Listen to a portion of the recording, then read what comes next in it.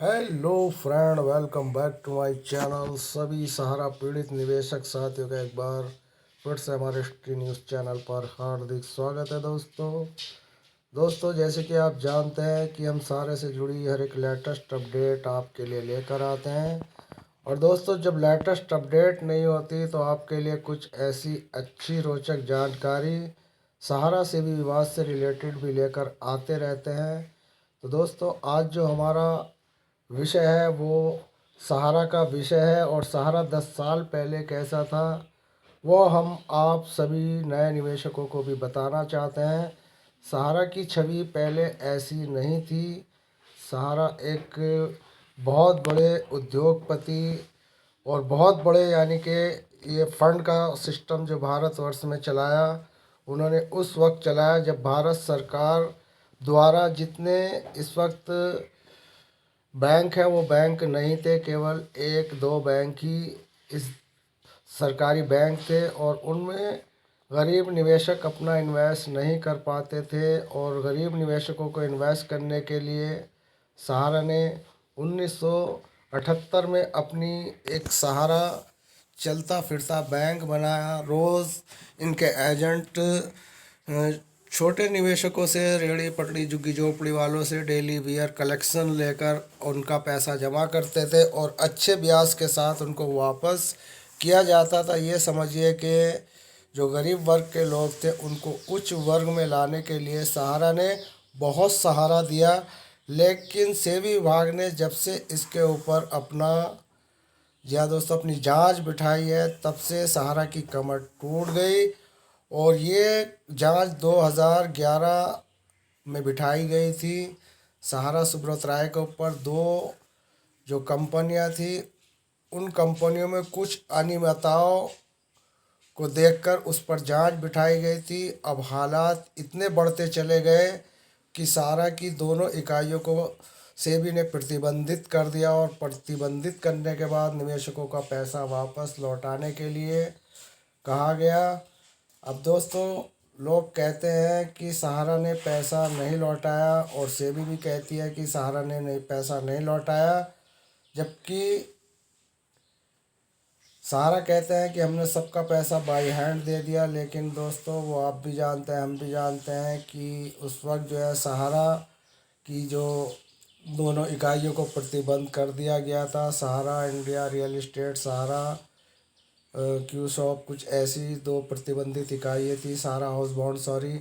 तो अब इनके जो कस्टमर थे उनका जो पैसा था वो दूसरी कंपनियों में रात रात सोसाइटी में कन्वर्ट कर दिया गया, जो ऑलरेडी पहले से ही खुली हुई थी, जो सेबी विभाग के अंडर में नहीं आती थी। उसमें ये पैसा कन्वर्ट कर दिया गया ताकि सेबी विभाग इस पैसे तक ना पहुंच सके। लेकिन मामला यहीं ख़त्म नहीं हुआ।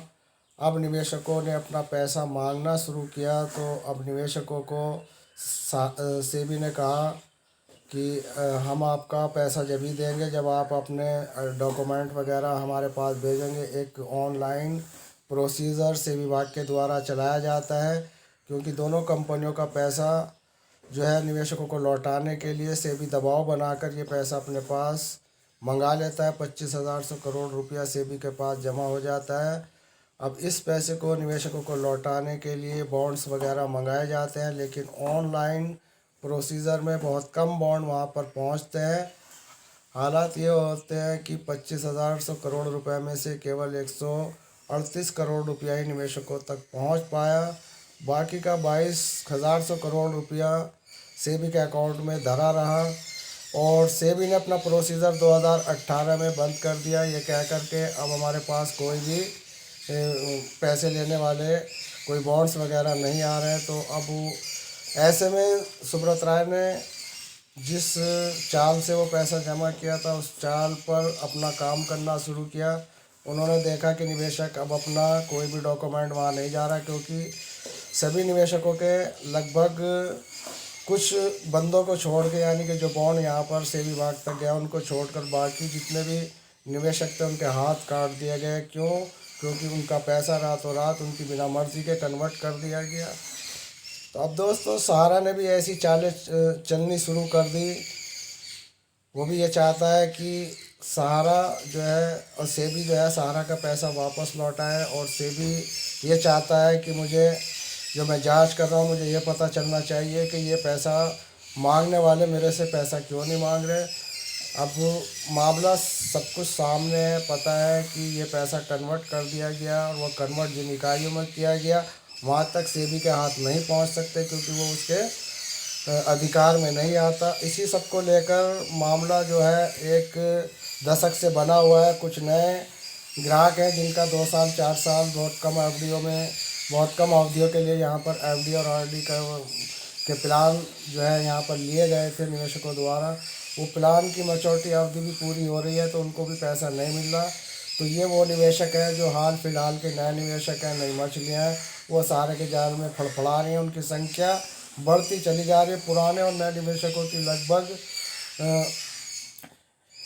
इस पूरे भारतवर्ष की अगर बात करें तो 13 करोड़, ज़्यादा दोस्तों लाख नहीं, 13 करोड़, 12 करोड़ तो केवल वो भारतीय एजेंट और इसके वो बेरोज़गार एजेंट है जिनकी संख्या 12 लाख है। और इनके हितों को ना देखते हुए सेबी विभाग ने जिस तरीके से अपने कानून सहारा के ऊपर लादे, यानी कि सेबी ने जो अपने कानून सहारे के ऊपर लादे, उनमें कहीं भी एजेंटों के हितों को नहीं साधा गया कि जो पैसा इस वक्त हमने रोक रखा है वो पैसा एजेंटों द्वारा इन कंपनियों में जमा किया गया, और वो पैसा जो कंपनियों में जमा किया गया अगर वो पैसा एजेंटों द्वारा उनको नहीं लौटाया जा रहा है तो अब उनके जो है मामले बहुत गंभीर आने लगे हैं। सामने ये हालात हैं कि निवेशक घर छोड़ कर भाग रहे हैं। कुछ ऐसे निवेशक हैं जो सुसाइड भी कर चुके हैं जिनकी संख्या 300 से भी ज़्यादा है।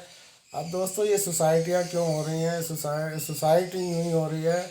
ये सुसाइड इसलिए हो रही है क्योंकि निवेशकों को पैसा कंपनी नहीं दे रही और निवेशक एजेंटों पर दबाव बना रहे हैं। ये एक मतलब चक्र चल रहा है एक दशक से।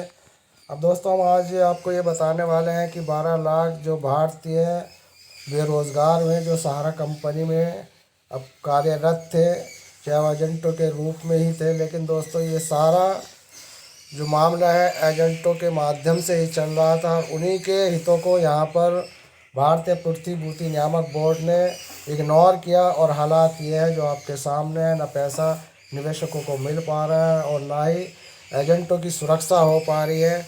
और ये जो 12 लाख भारतीय बेरोज़गार हुए हैं उनके परिवारों की जो दशा है वो दोस्तों आपको हम अपनी वीडियो के माध्यम से हर एक अपडेट देते रहते हैं। किस जगह किस निवेशक के दबाव में आकर और किस एजेंट ने आत्महत्या की। तो दोस्तों हम बात कर रहे थे कि हमारी इस वक्त जो कंपनियां हैं, जो इस वक्त वर्तमान में कंपनियां चल रही हैं, उनकी भी इतनी सारी कर्मचारियों की संख्या नहीं है जितनी यहाँ पर फील्ड वर्क करने वाले एजेंटों की सहारा इंडिया के अंदर, यानी कि 15 लाख से ज़्यादा जो इसमें एजेंट जुड़े हुए थे। और अगर एक नज़र इस पूरे भारतवर्ष पर डाली जाए और इन पर जो कंपनियां चल रही है उनको देखा जाए तो टाटा समूह सबसे बड़ी कंपनी है। टाटा समूह में भी इस वक्त 7,50,000 कर्मचारी हैं। और फिर अब बात कर लेते हैं LNTC में 3,38,000 लोग कार्यरत हैं। इंफोसिस में 2,60,000 कर्मचारी हैं। महिंद्रा एंड महिंद्रा में 2,60,000 कर्मचारी, और रिलायंस इंडस्ट्री में 2,36,000 कर्मचारी, विप्रो में 2,10,000 कर्मचारी है, HCL में 1,67,000 कर्मचारी है, HFDC बैंक में यानी कि HDFC बैंक में 1,20,000 कर्मचारी है। अब बात कर लेते हैं ICICI बैंक की, तो वहाँ पर भी 97,000 कर्मचारी है। TVS समूह में 60,000 कर्मचारी हैं। मात्र ये 10 कंपनियां मिलाकर लगभग 25 लाख भारतीयों को रोज़गार देती हैं सम्मानजनक वेतन के साथ। यही सम्मानजनक वेतन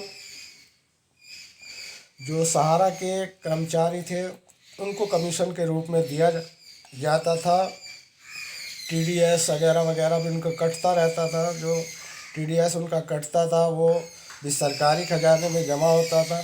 कहीं से कहीं ये जो इसमें कर्मचारी लगे हुए थे ये अपना एक लीगल प्रोसीजर को लेकर चल रहे हैं, तो लीगली कंपनी में ये काम कर रहे थे। क्योंकि मैं पहले आपको बता चुका हूँ कि एक दशक पहले सहारा सुब्रत राय की छवि इतनी ब्राइट थी कि हर आदमी सहारा में अपना इन्वेस्ट करना चाहता था, क्योंकि इस वक्त जो छवि बनी हुई है वो छवि कुछ अलग है। सहारा की छवि इस वक्त चोर कहलाई जा रही है, क्योंकि दोस्तों अब यूं ही तो कोई चोर नहीं बन जाता, कुछ तो मजबूरियां रही होंगी। सेबी विभाग ने ही सहारा को चोर का तमगा लगाया है और इसी ने सहारा को हेरा फेरी करने पर यहाँ पर मजबूर किया है। और दोस्तों 25 लाख भारतीयों को जो रोज़गार ये 10 कंपनियां दे रही है, और ये अकेली ही कंपनी यहाँ पर 12 लाख से ज़्यादा भारतीयों को रोज़गार दे रही थी, जो अपने आप में बहुत मतलब सम्मान की बात है कि भारत में इतनी अच्छी अच्छी कंपनियां जिसमें सहारा भी थी। लेकिन दोस्तों इनके साथ कुछ ऐसा सरकार द्वारा जो है कुछ ज़्यादा ही इन लोगों के ऊपर जो है जांच बिठाई गई। इस जांच बिठाने में सेबी ने अपना जो रोल अदा किया, उस रोल में हम ये देख रहे हैं कि ना तो यहाँ पर रोज़गार देने वाले जो सहारा है उसको कोई प्रोत्साहन दिया गया हो, यानी कि कुछ उनको इस मामले में राहत और छूट दी गई हो कि आप जो आपके एजेंट कार्यरत हैं उनकी भी वो बेरोज़गार ना हो, निवेशकों का भी पैसा मिल जाए। कोई बीच का रास्ता सेबी ने नहीं ढूंढा, केवल अपने स्वार्थ साधने के लिए, इन पर अपनी दादागिरी झाड़ने के लिए, इनकी कमज़ोरियों को आधार बनाकर इन कंपनियों को बंद करा गया और इनका पैसा एक तरीके से कह सकते हैं तो लूट लिया गया। इनको जेलों में डाल दिया गया। कोई ऐसी कंपनी नहीं है जिसके संचालक को जेल में ना डाला हो। पीएसएल के संचालक निर्मल बंगू को भी जेल में डाला। उसके बाद सहारा इंडिया यानी कि फर्स्ट में तो सहारा सुब्रत राय को जेल में डाला। अब ये किसी ना किसी तरीके से पैरोल पर बाहर आ गए, और जैसे कि आप जानते हैं कि बहुत बड़े रसूखदार हैं। तो आज 6-7 साल होने को आ गए 2016 से पैरोल पर यहाँ पर हिंदुस्तान में मौज मार रहे हैं। निवेशक आत्महत्या कर रहे हैं, एजेंट भूखे मर रहे हैं, और हालात इतने गंभीर बने हुए हैं कि भारतवर्ष के कम से कम 60 करोड़ परिवार